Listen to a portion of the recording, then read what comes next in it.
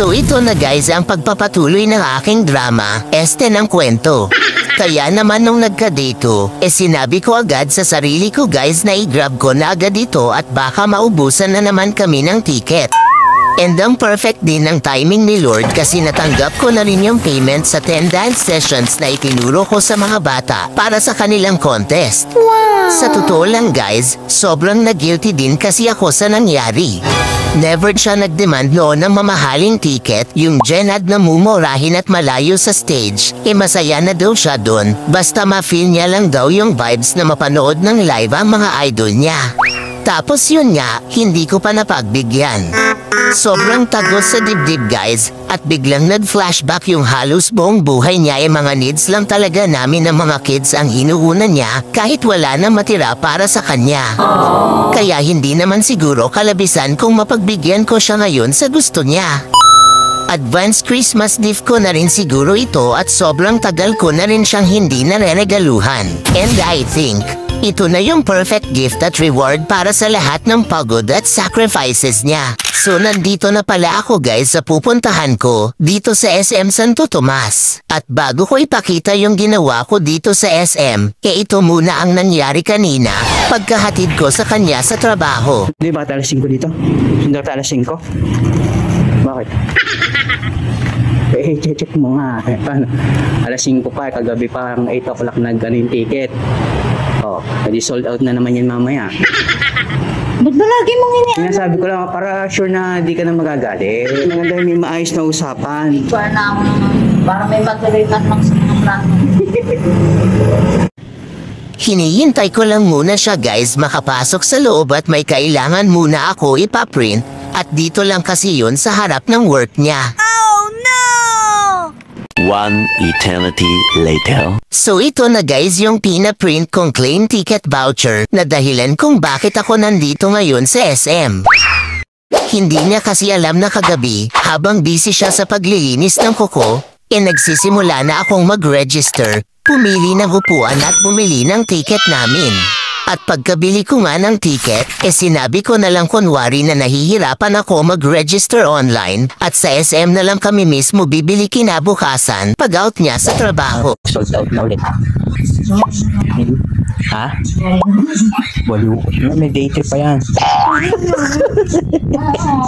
Tayo na yung day 3. At sa totoo lang, first time ko lang mag-process ng ganito. Kaya naman, Sa akin ko lang nandito ulit. Ticket. Tickets. Instruction dito. Must be same. Claim ticket voucher to any SM tickets. bigla ko naalala na sa banda rito kami nagpapalit ng Christmas gift check noon kaya sinubukan kong Tanong tayo sa guard. Boss, excuse po, saan po dito yung SM tickets? Pag nagpapakatol po ito sa online po ako, magpapapalit po ako ng mismo ticket. Anong ticket po ba yan, sir? Sa concert, tapos papalitan siya ng mismo ticket. Check mo lang muna sa customer service. Sige po, dito lang po yan. Kung sila magkatabuhan ng kape ko. Okay po. Sige, thank you po. At dito nga muna ako magbabaka sakali papalitan itong voucher ticket na pinaprint ko kanina. And syempre first lock check muna. Okay, customer service. Tanong natin. Ma'am, excuse po. Tatanong ko lang po, dito po ba nagpapapalit yung sa mga concert ticket? Ay, hindi na po dito. So, SMC na. Kasi sinema na pa. Ay, thank you po. Thank you po. So yun, nilipat na pala sa cinema. Parang third floor yata.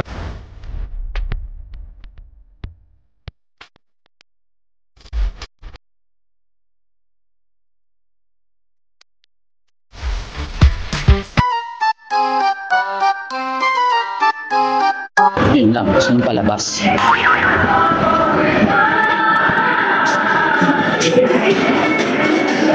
Ayan. Paskong Pasko na dito sa SM, kaya punta na kayo guys at mamili ng pamasko. Ayun. Your friendly neighborhood. Ayun. Ayun, cinema.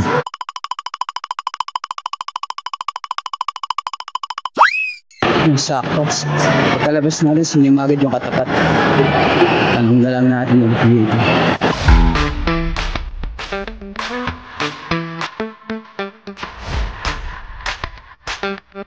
Ay, saan tayo? Ito na.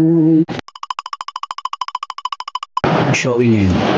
At habang nakapila ako guys, pamasid-masid talaga ako sa mga katabi ko at buti na lang nakita ko si ate na may printed voucher din na katulad ng sakin, kaya naman nagtanong na rin ako para sigurado. Dito po yung sa mga voucher, papapalit. Yung mga ganito. Dito po sa line. Sige po. At biglang ang napalagay ang loob ko at tama pala itong ginagawa ko. Pwede rin na pwede nakapangalan? Sa akin po. Bayram na lang yung valid ID niyo po. Thank you. Ito po. Fill up na lang po. Name, signature, day-to-day, ID presented, ID number. Ano itong date niyan, sir? 20. 20 po. Ano nga pong tawag sa ID nito? National ID. National. Sensya na, wala pa pong tulog eh.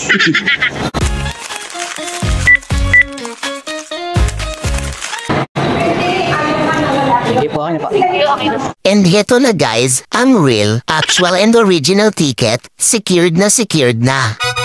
Tuloy na kami sa concert.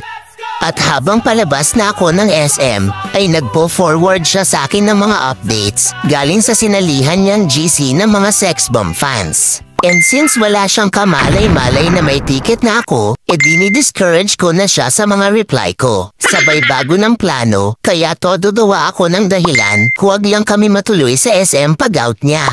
And mukhang ma-mission failed ako na galitan muna siya at hindi man lang siya nagreklamo or nanghulit sa ticket. At sa totoo lang guys, naitago ko pa ang mga tickets na magdamag sa paghihintay ng perfect timing na magalit muna siya. Yun nga lang guys, hindi na natuloy ang plano kong galitan muna siya bago ko sana iabot ang ticket dahil nabuking na niya ako. Kaya napilitan na rin ako bumangon para sagutin ang mga tanong niya.